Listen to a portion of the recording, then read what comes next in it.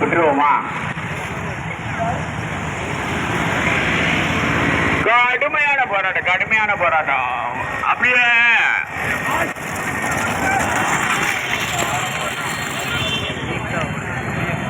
விட்டுருவோம். அடிக்காதே அப்பா அப்படியே குமார், மைக்கு குமார் அப்படியே வலது பக்கம் ஓரங்கட்டி நிப்பாட்டி இருக்க முத மாட்டை விட்டுருவோம்.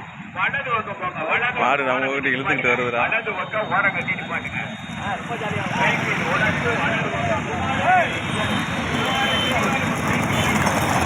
அண்ணே ரெண்டாவது மாடுறா இது முன்னது செவல